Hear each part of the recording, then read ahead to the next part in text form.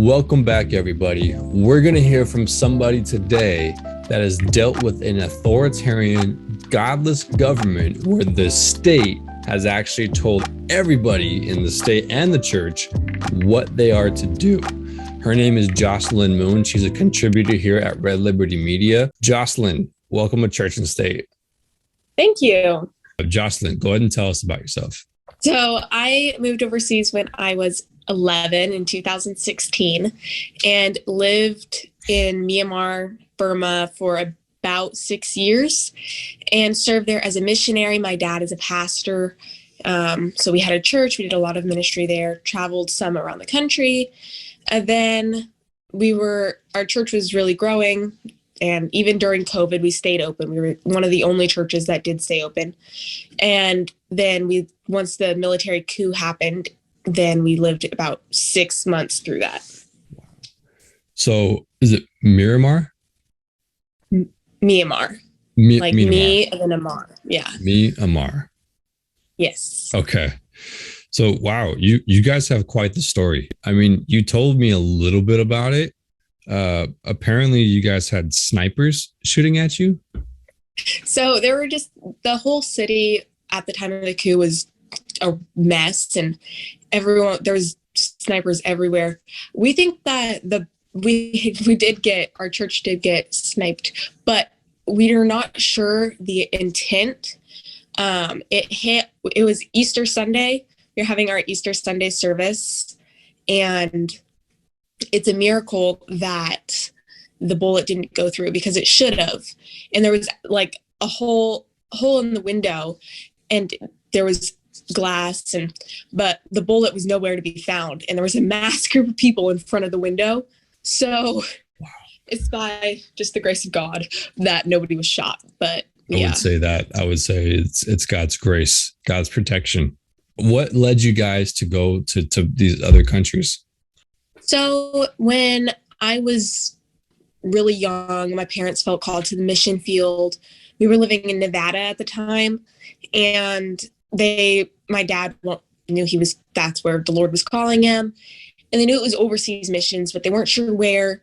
So we moved up to Indiana, and my dad went to Bible college, just he wanted to learn and then figure out where God wanted us.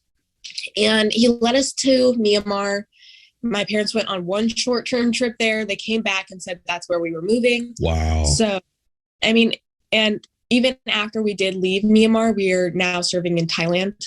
So my parents have a church there, and I just moved to the States, but we still have a very big, well, it's not huge. It's like 100 people or something, wow. But it's growing really fast. And it's a really great church there, international. It's really cool. That's amazing. So I know not everybody watching is a believer, but tell us a little bit about the impact of your faith on your family's decisions. I mean, it has everything to do with the decision to go overseas, right? Mm-hmm. Why is that? Yeah. Well, I mean, just the Lord was calling them there. I, as 11, was like living my best little life here in the States. So I was not pleased about having to be dragged overseas to like a third world country where no one spoke my language. And we were like one of the only foreigners, and it was really crazy. So I was like, I hate this. But the Lord was faithful, and I spent some years being really angry about it. Like, I don't want to be here. This isn't my calling or my conviction to come move across the world into no man's land. But the Lord worked on my heart, and towards the end, I really appreciated, and I so appreciate it to this day, of just what the Lord did in that time. The ministry that we had there, it was flourishing. The people really grew. A lot of people came to Christ. We were able to mentor a lot of people, and just to see how the Lord works in that area is amazing to me. And I'm just so, so thankful for that experience and letting the Lord use me in that area. Yeah, he definitely knows how to get you on his page. Yeah. Yeah. So with you guys going to Burma and Myanmar, yes. Myanmar, with you guys going to those countries, you dealt with a military coup. And so, this show's all about church and state, where we keep the state out of the church, but not the church out of the state. But you guys had a state kind of sanctioned army that was telling everybody what was going to go on and forcing their way. Tell us a little bit about the army and the godless government there. So the military was really brutal. It wasn't peaceful at all. If you had your different opinion or you wanted to protest them, that was it. You would be shot dead or taken and tortured or anything. And our church was made up of a lot of youth.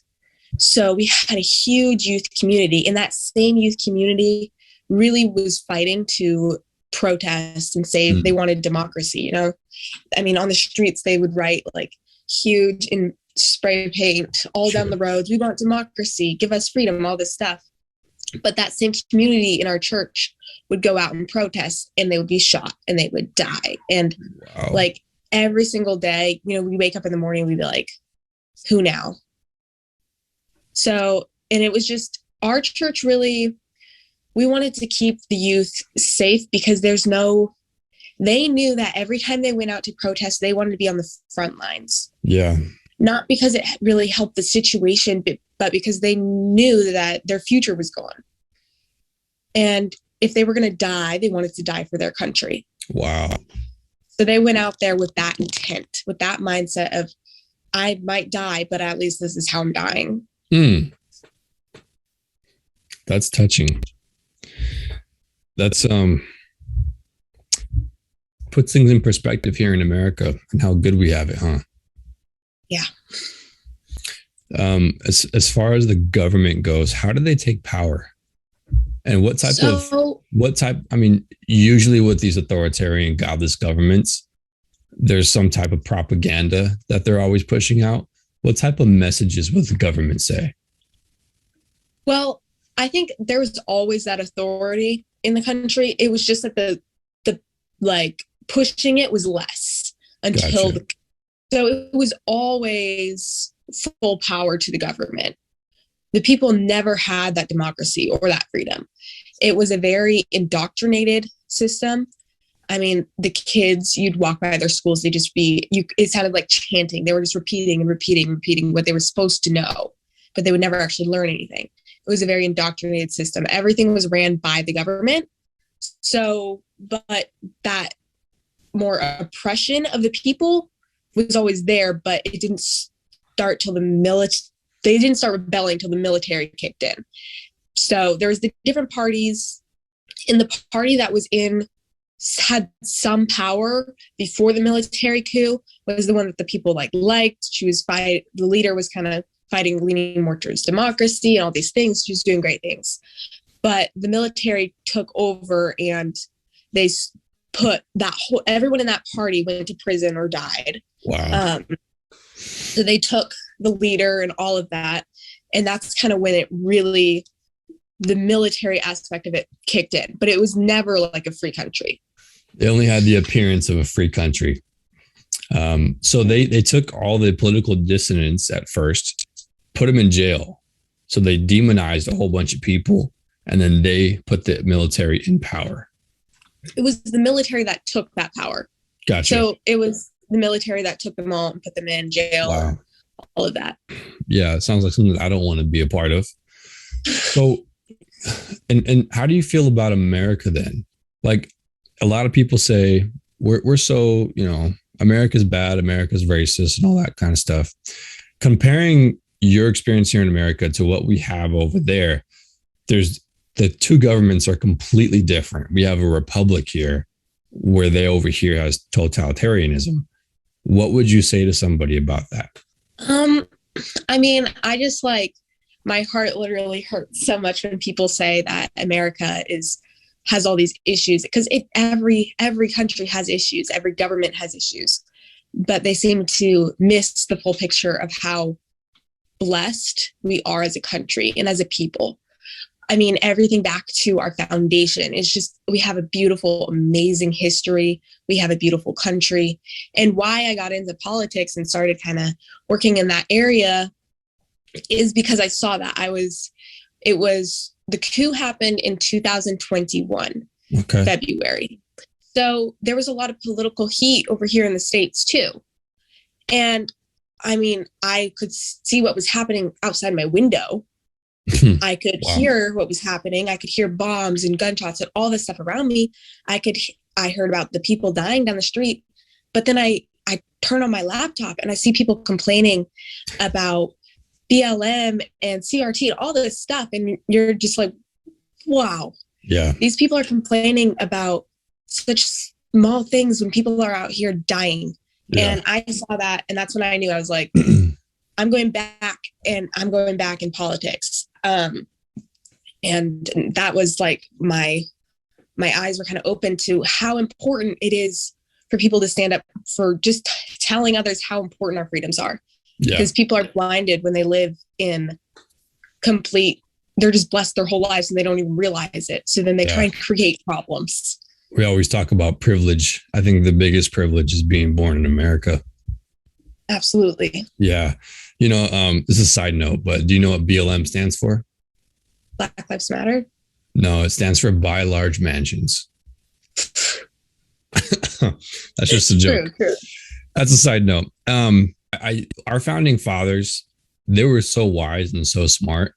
It was Patrick Henry who said that this great nation that we have was not founded by religionists, but by Christians. Not on religion, but on the gospel of Jesus Christ. And it's for this reason that people of other faiths have been granted asylum here. And so one thing I emphasize is I always say, someone may not be a believer. They may not be a Christian. You have to understand that the reason why you're not forced to be a believer, or the reason why you have freedom of speech, you can worship, you have freedom of religion, is because this country was founded on Judeo-Christian values. And if you look at other governments who are centered around man's wisdom and man's power, it ends up being really bad for the citizens of the world. Here in America, we've been so blessed because our foundation has been that Judeo-Christian foundation on which everybody has benefited who's lived here. There's a lot of talk between the separation of church and state, right? And it's kind of funny because they only talk about it when it benefits their purposes. What would you say to somebody who says, hey, the church and the state should be entirely different? I think as Americans, that's so hypocritical. As Americans, we need to look at our history and what our country was founded on. And as you stated, like, our country was founded on our Christian values. Our country became our country because we wanted those Christian values. So to say that we need to completely have the church out of the state, that's completely different from what our country was founded on and how our country was designed. And if we remove the church from the state, then our country will fall. And we see that. It's taking that foundation out, and that's going to make our country crumble. Yeah, I mean, you look at just history, even today, look at these godless governments that don't answer to anyone higher than themselves. It's a scary place when that happens. I mean, you get Nazi Germany, you get Mao's China, you get Stalin's Russia. I mean, you get all these places, even in North Korea. They have one common denominator, that they all believe government is God and that nothing is above them. You said it perfectly, that we need to understand that we have it so good here because we believe that God is above our government. And that it's different too, because we, the people, are the governing body. We elect our leaders, but in essence, we, the people, are the authority. As far as you being involved in politics, what do you mean by politics? So I work with a few different organizations. I'm an influencer for Prager Force. So it's a student group of PragerU. I love them dearly. They're like my family, and I definitely wouldn't be where I am without them. When the coup happened, that was like the first thing I went to was PragerU. Wow. I like videos, and then got involved with them, and I cannot say enough good things about Prager Force. They have quite literally built me in politics, and through them, I've become comfortable on camera. I can speak, I can do all these things that without them, I would not be able to do that. So I love them. They're literally my family. Love them so much.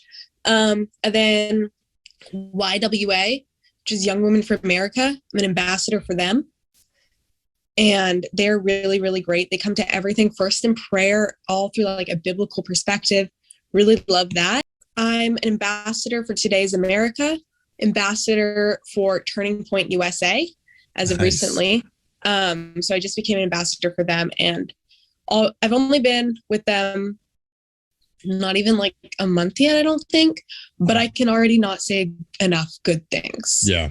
Like they remind me of Prager Force and PragerU, and they respond quickly. They're amazing. Love them so much.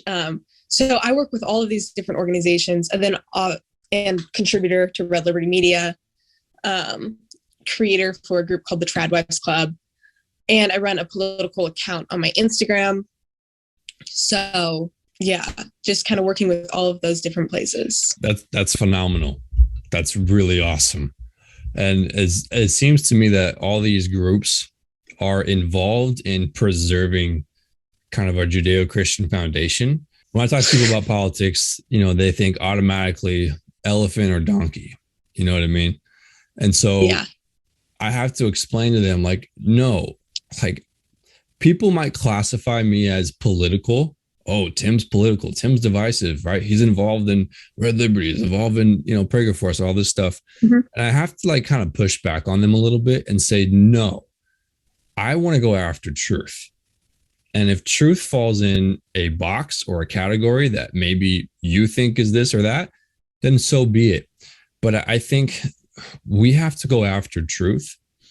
I mean, Pontius Pilate said to Jesus, what is truth?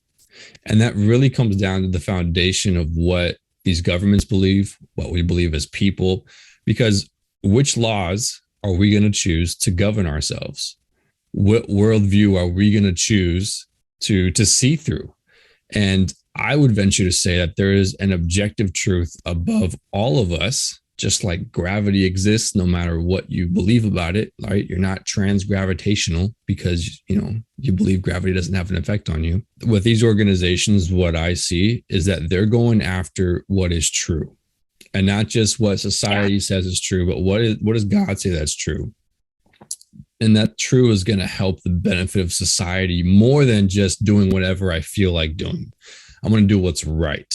I'm going to do what's right, not what is expedient, as Jordan Peterson says. And I think that's a really good way of saying, hey, I'm involved in politics. It's like, no, I'm involved in like team reality, or I'm just involved in what's right and what's true. Talk a little bit about that. What do you think about that? Yeah, absolutely. And I think that's one of the main reasons I joined up with PragerU first. Yeah. Is their vision isn't political. Right. It's what's truth, what's real. And it does have, with our values, there are those Christian values. And I love that. Exactly. Yeah. So I really love Young Women for America because a lot of things they stand on are because of values, not politics, and our Christian values and truth. One of their biggest things is life and fighting against abortion. And then another big thing for them right now is women's sports and not letting the people in that. What is a woman? Well, apparently people don't know anymore. Now they do. I mean, with Roe v. Wade, now they know exactly what a woman is. Yeah. Hilarious. Yeah. It's so funny how that works. It is very funny how that works. Yeah. Yeah. Go ahead. Sorry. Yeah, but that's just why I love working with certain organizations is they're not after political opinion. They're after just the truth. Exactly. It's such a good avenue to meet people. And, those 5-minute videos that from PragerU are fantastic. And I think that's exactly like what we want to do here at Red Liberty Media is we want to be that vehicle to say, hey, we don't want to be like the major news organizations and say, you need to vote this way, you need to vote that way.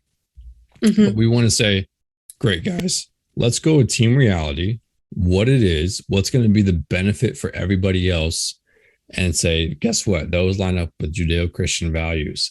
And so all you have to do to look at a government that doesn't, you've experienced that. You've experienced a government, a military coup that your freedom of worship, you're getting shot at. You're getting sniped in church. Your youth who is involved in the church are dying in the streets because of this godless government. So it's no wonder why you fight and you're so vocal about these things, which is fantastic. Yeah, for sure. And I just love it so much. I think if I'm just one person being able to fight against it and just speak truth, then that speaks volumes. And when I first got involved, that's how my mentality was, like, I'm the only one. But after joining Prager Force and stuff, like, our community is just amazing. So I love that. Yeah, you definitely see that. Oh yeah, there's a lot more people who believe this way. You know, I think one of the tactics of the left, and when I say the left, I'm always talking about an ideology, not a group of people. They want to make you feel like you're a minority. There's there's a little bit of you, not really. But Jocelyn, where can people find you? So on Instagram, it's just the Jocelyn Moon, no spaces, all lowercase. And that's really all I'm on as of right now. So it should come right up. Awesome. And what do you do for Red Liberty? I contribute to whatever they need me to do. I'll do reels for them or sometimes articles. That's pretty much it. Yep. So subscribe to Red Liberty and follow us on Instagram. Yeah. And then Jocelyn, I'm just going to give you the mic for a minute. Say whatever you want to say to the world. Mic's yours. Okay. I would just say that be thankful, because as Americans, we are so incredibly blessed to live in such an amazing, beautiful country that we do have freedoms, and every government has their issues and their problems, but the blessing of being American is above all of that, because we have freedoms. We can worship our God. We can say what we want to say. And that is a beautiful thing. And once we forget how privileged we are and how blessed we are, that's what creates those issues. So just continue to be thankful for that. I completely agree. Jocelyn, thanks so much for coming on. Thank you for having me.